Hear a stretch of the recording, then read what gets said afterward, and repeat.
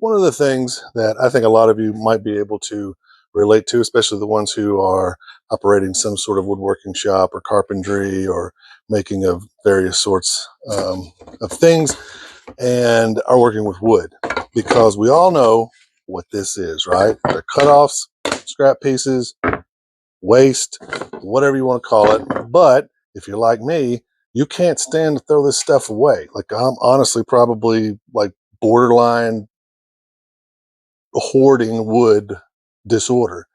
Let's just be honest. Honestly, I'm full on hoarding wood.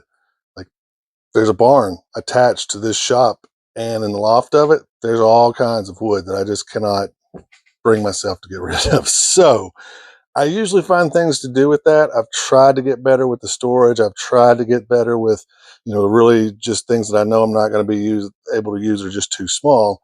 Of either putting in the burn pile, using in the fall and the spring for like a little bonfire outdoors, or even throwing in the stove, to get a little bit of extra heat, so it's not going to waste. But things like this, like these 2x6s, I use a lot of cedar 2x6s for the various gates that I build.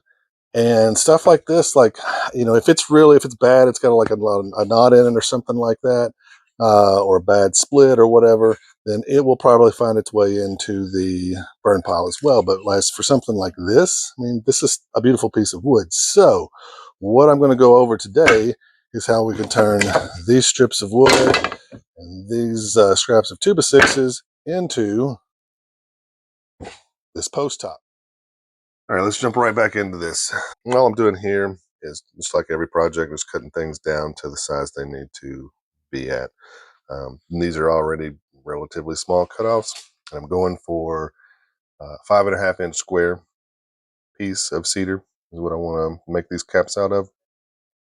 So the little markings that are on the back of the fence here on the miter saw work great for cutting these to the size that I need them to be.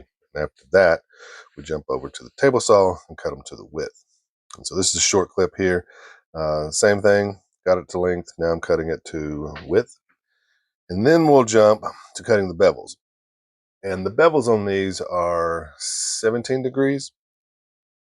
And so if you're using a 5.5 inch square piece of wood, it will end up giving you that pyramid look that you see here. And so it's just a matter of cutting these on each side of them, just rotating it. And as you can see here, I've already cut one of them, and you get that little pyramid top form. One of the other things that I wanted to discuss with you guys is, when I'm cutting these, I try to cut in the opposite direction of where the wood would want to cut. So some of these are straight grains, some of them have a little bit of a flat grain. And so the flat grain is going to give you more of sort of a rounded circular pattern to your growth rings. And those want to, if they're going to cup, they want to cup away from the pith of the tree. And so in my mind, I'm thinking, well, if I cut these then on the side that they want to cup, maybe I'll release a little bit of tension and won't have the issue of them possibly wanting to cup in the future. Now, that could just be wishful thinking on my part. I do that a lot, but it sort of makes sense in my mind. But I think time will tell, and just having them out, seeing what they actually do, will really be the test. So now we jump over to the router table, and all I'm doing here, these strips are 3/4 of an inch wide and 3/8 of an inch thick. And I believe that I have used on here a 1/8 inch cove and bead to give me that profile that you see there. What I like to do with them before I glue them up is put one coat of glue on this first.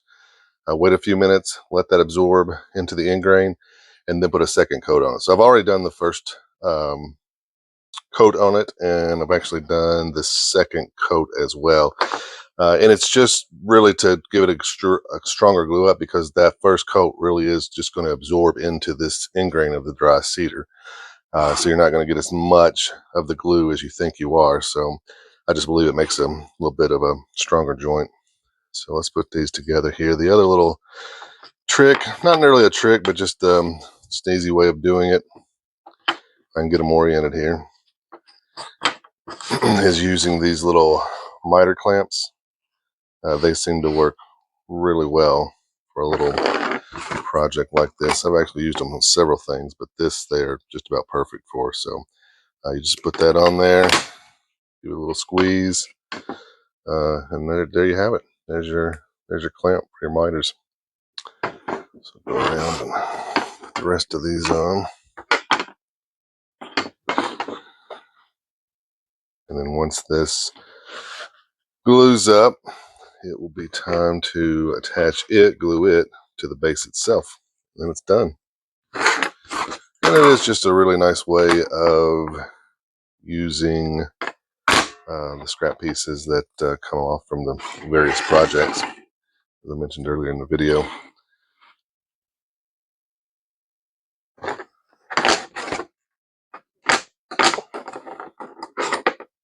I'd love to be able to do these with like my treated pine scraps, but I don't know, that stuff is just too unpredictable in terms of whether or not it's going to hold its form or not. So I haven't really attempted to try it yet, but there you go. So that's the glue up process for that one. And next up, we'll show how this goes together. And this one, it really is straightforward. I mean, it's a matter of just this one I've already glued it up previously, so it's just a matter of adding some glue to the bottom of this and a little pressure to hold it in. You guys will love my high-tech clamping mechanism for this. So how do you guys use your wood scraps? Like, I know every shop is a little different in terms of what kind of scraps are generated, but I am curious of what you guys do with them. And if you're like me, you just can't bear to let anything go, let me know in the comments. So I'll just eyeball this here, get it about centered, move it around a little bit, make sure it's lined up properly. And then when I'm happy with that, there we go. Hold it on here for a second. Shifted on me.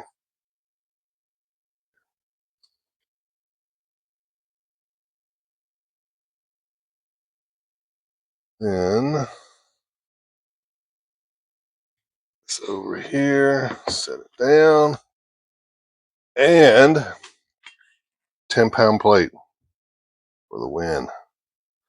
There we go. Wow. That one dry up, and it'll be have a little top, just like this one. There you have it. Cedar post cap for a 4x4 post. Great way of using scraps that I generate here in the shop. Keeps me from having more waste than I can, mentally handle.